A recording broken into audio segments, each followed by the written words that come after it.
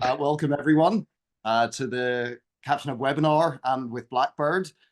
We are going to talk to you today about XLIFF, which both Mathijs and I are very passionate about. I am Andrew McDonough. I am the Chief Technology Officer of CaptionHub, and I am based in Berlin. Mathijs is... I'm the product manager and solution architect at Blackbird, and I'm based in the Netherlands, Utrecht, as you do correctly pronounce it. Great. Well, yeah, thanks for joining us, Mathijs, and for hosting with me today.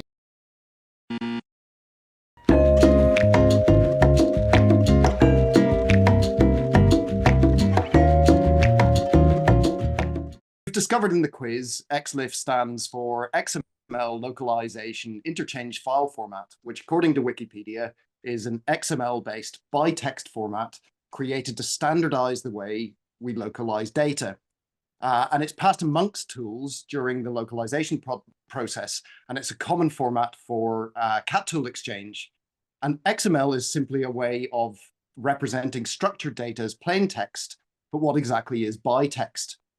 One of my favorite early examples can be found at the British Museum, just a mile away from CaptionHub's last office in London. Inscribed in 196 BC, the Rosetta Stone contains a decree written in three forms: Ancient Egyptian, written in hieroglyphic and demotic scripts, and Ancient Greek.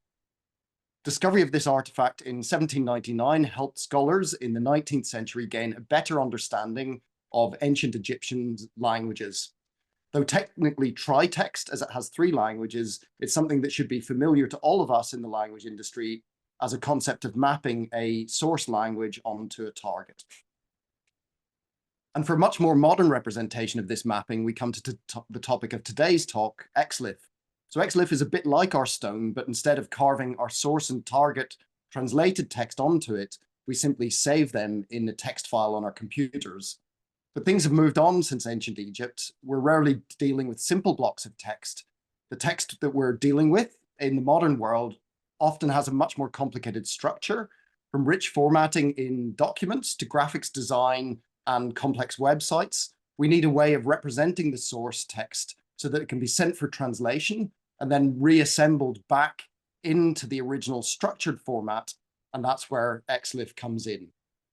To understand the evolution of XLIFF, it helps to step back and see how it was designed to solve specific challenges in translation and localization. So XLIFF was first developed in the early 2000s as an open standard to streamline the exchange of localization data between tools and systems.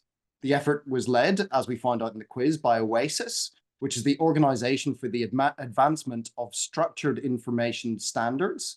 And they're a non-profit organization dedicated to developing open standards for interoperability across industries. OASIS's backing meant that XLIFF had the support of key industry players, leading to widespread adoption in localization workflows. Now, when XLIFF was first introduced in 2002, the 1.0 version served as a proof of concept for the standardized format in the localization industry. And it already included a lot of the key concepts, such as skeleton files, translation units, and of course, at the core, source and target elements. Source being the segments of text you want to translate, and targets being the translated text. However, as we found out in the quiz, XLIFF 1.0 was never formally ratified. Version 1.1 was then released as a draft specification in 2003 and had a lot of improvements. It had better flexibility on structure, more options for metadata, a feature that would later prove to be both a blessing and a curse, extensibility. While at this point, it was being used a lot by early adopters, it still wasn't quite ready for the mainstream like XLIFF 1.1, and the standard was never ratified. And so that brings us to XLIFF 1.2, the version of the standard that is undoubtedly the most common today. This was the first version to be officially ratified by OASIS in February 2008, and the industry realized that this standard was really powerful for connecting systems and quickly adopted it. However, many of the advanced tool providers ran into an issue. While XLIFF was powerful, it didn't quite do everything that they needed it to do. but the standard had been built to be extensible, as I said before, both a blessing and a curse. So everybody started making their own flavors of XLIFF. So we've got SDL XLIFF from SDL, now RWS, got MQ from MemoQ, we've got MXLIFF from MemSource, or now Phrase, and many, many more. And all of these extensions, it's worth noting, are permitted as part of the standard. So none of these extensions are breaking the standard, and they solved many of the needs of those organizations that were a bit of a shortfall of the original standard. But there was an issue with everybody inventing their own approaches to how you extend it, like richer metadata and maintaining all of the project state within a file. The thing that suffered was interoperability. So now I'll pass you over to Mathijs, who will tell you a bit more about how XLIFF works. Yeah, so as Andrew covered really well, XLIFF is really about having that source target byte text, and that's most important to have in one format. And then you may ask yourself, well, actually, it's not that difficult to set up a file where I have the source and the target, right? A CSV could, in theory, function as an interchange format where every line is a certain line of segment in order to interchange my translation document between different tools. In fact, that sounds like a good idea, and that's probably the first thing that people ever did, but XLIFF required a little bit more because we need way more information in order to properly tell the next tool how my document was processed and what the other tool that I'm sending it to is expected to do with it. And all that information is what we call metadata. The metadata of an XLIFF file is very important and usually actually overlooked by a lot of people and a lot of tools actually as well, because the metadata of an XLIFF file actually tells you what you can do with it and what you cannot do with it. It will, for example, say, this content has already been segmented. I allow you to also do your own segmentation, or I don't allow you to do your own segmentation. You can add processing rules. You can explain how a document has been segmented or how it was already previously processed and how you want the next tool to process it just that way. And it specifies languages, because just if I would think of a CSV, there's no way I could add the languages that I'm looking for. I'll maybe at the top. But it definitely does not allow for languages as much in the same way as it's standardized in XLIFF. Besides this metadata, which can be both actually on a segment level and on a total file level, and there's actually different groups in between that you can apply metadata to, the most important thing is actually skeleton files. So XLIFF is a derivative of a file. It's that byte text derivative that allows you to interchange just the translatable segments. But besides that, XLIFF also has a pointer to the file that was the original file, so the file in question, so that other tools could, in theory, use the XLIFF plus the original file in order to generate the actual target file, the translated file as well, which is super important. There's two ways to do that. You can actually embed the entire file into the XML, or you can basically add a link, a reference link to another place in the file system. And at the end, translation units, also very important, because like I said, you can add data on each segment and actually explain to the tool linguistic metadata plus processing metadata. Linguistic metadata we'll get to in when we're talking about XLIFF 2.0 and why it's so great and why it's so important and why having linguistic metadata really allows you to shine. You could go to the next slide, please. So this is ultimately how that looks like. It's well, maybe it looks like stupid code, but the structure in general is very clear. If you can follow along, we see that first we explain what type of XLIFF document this is XLIFF 2.0, very important. We explain the source language and the target language. And then we can see that an XLIFF file can have multiple files embedded, in fact. And inside a file, we have different groups. Inside different groups, we have different units. And inside units, we have segments. And every segment has a source and a target. There's not much more metadata here besides some ID of that group in order to tell it where to place the file back in reference to the original file. We see that reference as well. And also something we don't see here, but is super important to XLIFF, and every project manager will know all about it, and that is tags. Tags in XLIFF are a way to show that the original content had special markup around it inside of a segment. And that special markup needs to be maintained whenever the markup is translated back. For example, very simple, if I have a bold text somewhere, a bold word in a paragraph in a Word document, then in the translated text, there should also be a bold text. And tags basically help you with that.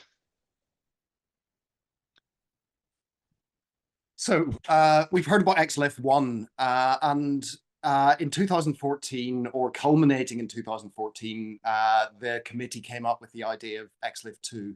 So XLIFF 2 was a very bold move from the committee responsible for the standard, because they really wanted to fix a lot of the issues with the previous versions. And they made a very difficult decision in doing this, in that they decided not to make it backwards compatible. So they rewrote the standard to make it simpler, but more extensible, with strict rules on extensions to prevent clashes if they were needed. And they wanted to ensure that the kind of painful upgrade would never happen again. So they split XLIFF into a stable core, which should never need to sacrifice backwards compatibility again, and then a stricter way of extending it. So we talked about how different, especially large organizations and tool makers had extended it in the past. This was a much better way of extending it if you need to. And so these approved extensions would become modules, as they called them, but organizations could also add their own extensions if they needed to. And this is really, really key. It's if the standard is there for a piece of functionality that you need, you should use it. But if you really need to add something, at least it's now namespace, so these things don't clash. So then in 2017, XLIFF 2.1 was released. Now, with XLIFF 2, designed to be a stable core that should never really change, all the more recent sort of point versions are more about adding, now we've got this stable core, modules that add some really important things. So 2.1 added things like size and length restrictions, which you'll see from multimedia later on come to be quite important, a change tracking module, a glossary module, and then metadata, which again, everybody came up with XLIFF 1.x, their own way of doing metadata. There's now in XLIFF 2.1 a module for how to do that in an official way. And then most recently, and I'm pretty excited about this, in July 2024, the standard for XLIFF 2.2 came out. Now this is all very new, but I think that there's some really interesting extensions in here. Some things around, for example, specifying translations around plurals, ordinals, gender, and then changes to select and switch as well. So I'm not going to go into too much detail of that, but here's a bit of an example of showing you gender in action. So what we can do here is we can provide alternate translations that change what the translated text is based on what gender the person speaking or the person acting on it is. And as you can imagine, in software, this is really important, where, for example, you're showing buttons or text you want to customize for a user based on, gender or ordinality, the number of people, how do you pluralize things? And, these things are very different in lots of languages. And so now Mathijs is going to talk a little bit to us about the limitations as well. Yeah, and when it comes to limitations, I don't really want to go into the limitations of XLIFF itself, because Andrew just told us that XLIFF is now extendable as long as we work with the 2.x, so 2.0, 2.1, 2.2. We can extend XLIFF basically. However, the limitations around XLIFF don't come from this fact anymore. The actual limitation is that we have built an entire ecosystem with each other with all kinds of really interesting and great tools. However, most of them still implement XLIFF 1.2. And that's a problem, because that means that some of these tools have wanted to make extensions themselves. That was probably before 2.0 was out, or there was some opinionated decision-making involved, but they created their own version of XLIFF. So, for example, like Andrew said already, we have MemoQ XLIFF, we have MXLIFF, we have SDL XLIFF, and this all springs from the fact that 1.2 was open to extension, but not in a formalized modular way. An argument that I often hear is, well, why would we now move to 2.0 or 2.1? Because like we just saw, 2.2 came out in July. Yes, but the whole point of all the extensions of XLIFF now is that it's all backward compatible to 2.0. So in theory, there should not be any 3.0 XLIFF. There will not be a next version of XLIFF because everything is backward compatible to 2.0 as well. As long as you implement 2.0, 2.1, 2.2, whatever will come next, will actually be compatible to that. But as you can see, that is the problem right now. So there are a lot of asterisks and a lot of questions like, but what if actually Crowdin does accept 2.0? Yes, it's all true. I had to make some creative decisions here. However, the default de facto import and export is still 1.2 in all of these tools, or their own dialect, their own flavor of it. Now we have some tools already in 2.0. CaptionHub being one of them. Well, there's a reason we are doing this webinar here. And we have a tool like DeepL who accepts XLIFF, but only XLIFF 2.1. So if you send any of the XLIFFs that you get from your TMS to that, DeepL will not understand it. So that's why the whole format was designed as a format of interoperability, but we are now actually in an ecosystem where that interoperability is mostly gone. If you go to the next slide. Oh, Andrew, we have breaking news. There is breaking XLIFF news, and the news is actually what I heard yesterday. One of the TMS providers is actually moving to XLIFF 2.0 as their de facto one, and that is phrased. They're building a new API platform product module, and they said that XLIFF 2.0 will be the standard for integrating with that. So it is good to see that there are some people picking up on what we're saying here, which will be that you need to look at XLIFF 2.0 as the future for all the reasons listed above. If you go to the next slide, this is actually a comic that we have promised to include. We forgot to include it in our real life presentation a month ago. But this is actually capturing why it's so important when you have an interchange standard, why it's so important that everybody uses it and everybody has agreements on how to use it, that we're not creating these offshoot dialects, because then it just means that you have more standards and that doesn't really help anyone. That's not the point of it. If you were going to create an interchange just between your own tool, then you can do whatever you want. But if you want to have something that's open and interchangeable in an ecosystem, you need to have that agreement. And that agreement today is XLIFF 2.0. If you don't work that way, that is a limitation. So like I said, some of these larger TMS providers have their own dialect. That is a limitation on XLIFF itself, on the entire ecosystem. That was not the idea of it at all. And also a thing that I have seen, being someone who integrates with a lot of other products and needs to be aware of XLIFF interoperability, I see a lot of pseudo XLIFF exports. And to some of you, this may sound familiar if you've ever worked with WordPress, if you ever work with Drupal, there are certain modules in there, and there are many other tools that do the same, that say that they export XLIFF ready for translation. But in fact, it is not actually XLIFF what they export. Yes, they have the idea down, they have the XML format, they got that, but they just have one giant source tag where their whole file is included, and then just have an empty target tag and be like, okay, that was XLIFF for me. Not even actually taking care of segmentation, not taking care of tags, just plopping a whole HTML in there, for example. That is also not the idea. That was not the point of XLIFF. So none of our XLIFF tools and ecosystem can actually work with that. That does harm it because, again, it shows, oh, it says that there's an XLIFF export, but it doesn't work. Okay, what's the point of using this format? It only works indeed if you're actually using it the right way. And that's why we are pushing for this, or reminding everyone in the industry again that you need to look at what the standard is and how to use it properly. That brings us to the next question. Is there then actually hope for the future?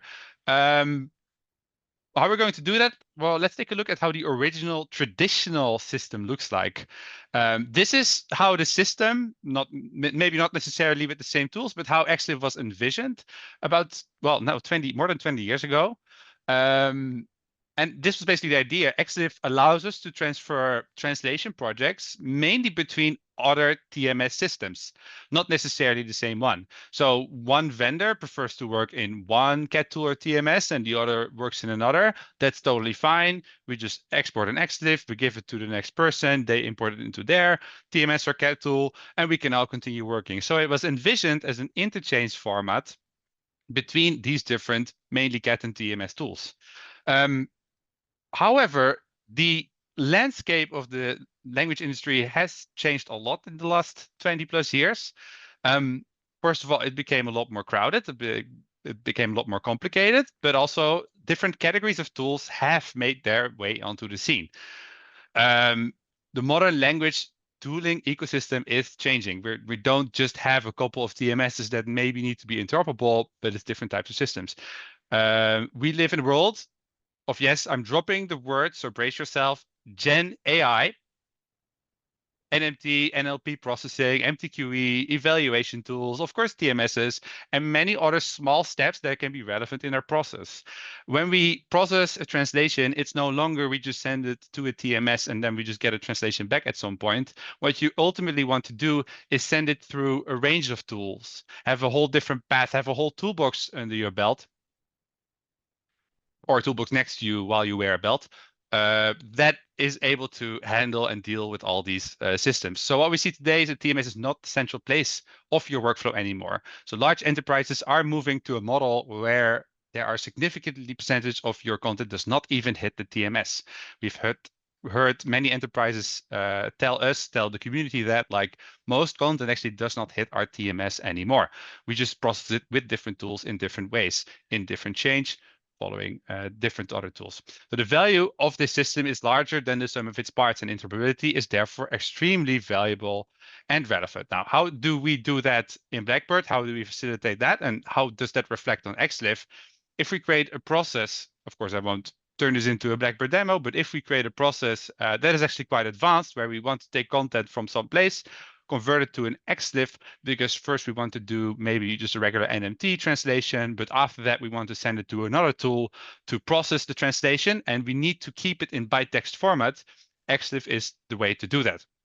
But in order to do that, all these tools need to speak XLIFF. I need to be able to take it from one tool and put it into the other tool. And it's not necessarily a TMS anymore, but we need to keep byte text in order to process still with the source target dichotomy in mind.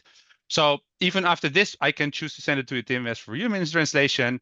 I can do MTQE validation based on the XLIFF that I got from somewhere, and then I can make a decision based on that. I can then decide, okay, there's a high risk for this element, so I send it to a human in a QA evaluation tool, or maybe I just immediately want to turn it back into a target. XLIFF becomes the pure interchange format in order to really move it alongside all these tools. And TMS not being the central key system anymore, this is what you end up with. And this is, of course, how we represent it in Blackbird, but it doesn't necessarily mean that you need to use Blackbird for this. This is just a reality of how enterprises work with translation nowadays, not relying on a single tool in their pipeline. So basically, our thesis is that XLIFF is definitely not bad. It's extremely useful. It's just not implemented well enough for users to see the actual benefits, right? And I challenge everyone in the audience today and at home, that's you guys, to debate this with me. XLIFF 1.2 should be deprecated because it was a good idea, but a poor implementation. It limits XLIFs to being a format to interchange between the same tool. And it's not extendable. And we are stuck, and we should really put in the effort to move in with XLIFF 2.x, 2.0, 2.1, 2.2, 2.3. We can make all language processing tools truly interoperable. And how does that work in multimedia? So yeah, I just wanted to finally talk a little bit about multimedia, because that's what we're very interested in particular, subtitles. And one of the things that helps us translate better is context. And when we're localizing media, there's a lot more context that's available to us than the text itself. It's amazing if the translator can see the video or hear the audio, but it isn't always possible, and sometimes the context is lost. So as an example, if I'm translating from a language like English, where gender is less important, to say German, where gender can alter the endings of nouns, adjectives, and so on, losing this information will result in a worse translation. And as we saw in XLIFF 2.2, it actually supports sending through this additional information and taking it back. Similarly, with subtitles, things like line length constraints are important when translating and should lead the translator to make different decisions, perhaps preferring a shorter translation or resegmenting if permitted. And XLIFF 2.2 supports sending these constraints as part of the file. And this isn't just the case with captions. I mean, it's something that we're very interested in, but the same thing could be said about text in games, in graphics design, and in other types of media. Now, this all sounds a little bit depressing that we're stuck with this old standard, but when I think about this, I'm often reminded of another community that I am part of that went through this sort of maybe a decade and a half before us. So it's clear that XLIFF 2 something is the way forward, but how are we going to get people to upgrade? No one wants to jump first, and that's understandable. And it's been a few years since 2.x came out, and adoption has been very slow. You know, should we be worried? Will it ever get there? And so I often think about what happened in the Python community. So Python is the programming language that's powering much of the AI revolution that we all hear lots about. And Python 3 was released in 2008. But like XLIFF 2.0, it wasn't backwards compatible. And it took a long time for the community to migrate to it. And there were many people in the community who argued that it wasn't necessary, that Python 2 was good enough. And as a programming language, Python declined for many years while this was happening. But after a decade of nudging, the kind of nudging that we're doing today, gradually most people moved across. And then finally in 2019, there was a final push made by marking Python 2 end of life. And in 2024, Python 3 is almost universal. Hardly anybody uses Python 2 anymore. And so we'd like to see the same trend from moving from XLIFF 1 to XLIFF 2. And we're just trying to accelerate that. And we'll see the shining light at the end. So let's take a look at Python. In Python, Python declined. You can see the light blue graph here, and you'll see that its popularity sort of waned in the mid 2010s. But really then once everyone else is on Python 3, and it also then became the de facto language for AI. And by the way, there's nothing special about Python that makes it good for AI. It's just that that's where people have built the libraries. And I think that the move towards standards like Python 3 has been really, really important. And so you can see at the end of this graph, Python is now the most adopted programming language in the community. So I'm hoping that we see that same surge with XLIFF. And so today we're basically pitching to the tool makers. If you are a tool maker, please help this drive by pushing for the support of adoption of XLIFF 2. If you're not a tool maker, pressure your vendors. And what you're going to get out of that is the return on investment, is you're going to get better translations that have more idea of context. But most importantly, you're going to get easier connection between your tools, better connectors, more of this sort of connected ecosystem in localization that is so important to us. And so if you aren't using XLIFF already, please do. And if you're stuck on 1.2, we really do encourage you, please do upgrade. And just coming back to the whole core thing, this will only happen once. It's developed in such a way that it's not like XLIFF 3 is going to come out and we're going to have to do it again. XLIFF 2 is forever.